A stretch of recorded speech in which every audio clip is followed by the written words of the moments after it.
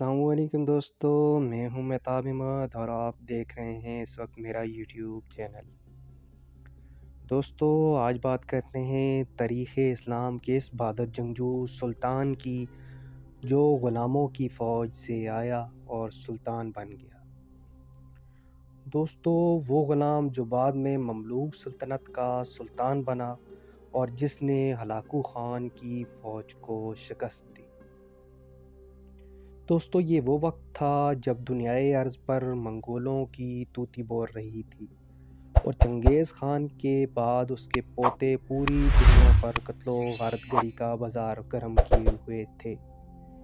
प्यारे दोस्तों, चंगेज़ ख़ान का पोता और तोली ख़ान का बेटा, मंगू ख़ान का भाई हलाकू ख़ान मुसलमानों से शदीद बुग़्ज़ रखता था और वो ईरान और बगदाद तबाह कर चुका था। दोस्तों, हलाकू ख़ान की बीवी एक कट्टर ईसाई मज़हब की मानने वाली ख़ातून थी और वो मुसलमानों के सख्त ख़िलाफ़ थी। इसी वजह से हलाकू ख़ान के मुज़ालम का ज़्यादा तर निशाना बनने वाली रियासतें मुस्लिम आबादी पर मुश्तमिल थी। दोस्तों, मुसलमानों के दौरे ज़वाल पर जिसने दौरे अरूज की पहली ईंट रखी, वो था ये सुल्तान। जी दोस्तों, मैं सुल्तान बैबरस के बारे में बात कर रहा हूँ। दोस्तों, सुल्तान बैबरस ममलूकों की सल्तनत के नामवर सुल्तानों में से था। इसने 17 साल मिस्र व शाम पर हुकूमत की। तो बैबरस नस्लन किचाक तुर्क थे, जिन्हें ग़ुलाम बनाने के बाद किचाक में फ़रोख्त कर दिया गया था। कहा जाता है ग़ुलामी के दौरान बैबरस मंगोलों के हाथ भी लगे और वहाँ से भी फ़रोख्त कर दिए गए। दोस्तों, करते कराते सुल्तान बैबरस, जो उस वक्त सुल्तान नहीं थे, सिर्फ महज एक ग़ुलाम थे, उस वक्त के मिस्र के सुल्तान अल-सालिह अय्यूब के दरबार तक पहुंच गए,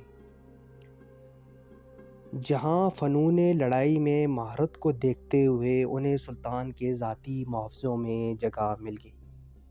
दोस्तों, सुल्तान की वफ़ात के बाद बैबरस अपनी शुजाअत व बहादुरी की वजह से ममलूक सल्तनत के सुल्तान बन गए। दोस्तों, जैसा कि मैं वीडियो में बता चुका हूँ, इस वक्त मंगोलों ने कत्लो गारतगरी का बाज़ार गर्म किया हुआ था और ईरान और बगदाद जैसी अजीम मुस्लिम रियासतें इनके हाथों तबाह व बर्बाद हो चुकी थी। हलाकू ख़ान की क़यादत में जब मंगोलों ने ममलूक सल्तनत यानी आज के मिस्र पर हमला करने की ठानी, तो इनका मुकाबला करने के लिए सुल्तान बैबरस सामने आए। दोस्तों, मिस्र के करीब ऐन जलूद के मुकाम पर सुल्तान बैबरस और सुल्तान सैफुद्दीन क़ुतुज़ ने मंगोलों का मुकाबला किया और मंगोलों को बदतरीन शिकस्त से हमकरार करवाया। दोस्तों, अगर ये जंग भी मुसलमान हार जाते तो शायद इस वक्त मिस्र व फ़लस्तीन का अशर भी वही होता जो ईरान और बगदाद का हुआ था। दोस्तों, बाज़ मुअर्रिख़ीन के मुताबिक सुल्तान बैबरस ने सुल्तान सैफुद्दीन क़ुतुज़ को ही कत्ल करके हुकूमत की कमान संभाली थी और ऐसा किसी गलतफ़हमी की बुनियाद पर हुआ था, जिसका सुल्तान बैबरस को सारी उम्र पछतावा रहा। दोस्तों, ऐन जलूद के अलावा सुल्तान बैबरस का दूसरा बड़ा कारनामा इस वक्त की मसीहियों की बढ़ती हुई पेशकदमी रोकनी थी। सलीबी जंगों के बाद मसीही फ़ौजें मिस्र व फ़लस्तीन के साहिली शहरों पर काबिज़ हो चुकी थी। बैबरस ने इन फ़ौजों को मार भगाया और दोबारा से उन शहरों को अपनी तहवील में ले लिया। दोस्तों, उस वक्त के मशहूर मसीही शहर अनाताकिया का भी बैबरस ने ख़ात्मा कर दिया और उस पर काबिज़ हो गए। सुल्तान बैबरस ने अपनी सल्तनत को सूडान तक वसी कर दिया था।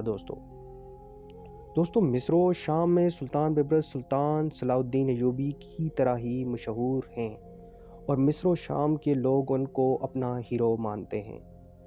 दोस्तों, अपनी ज़िंदगी में मुस्लिम दुनिया के लिए बेशुमार कामयाबियाँ समेटने के बाद मुस्लिम दुनिया के अजीम जंगजू सुल्तान बैबरस 1277 ईस्वी को खालिक हकीकी से जा मिले।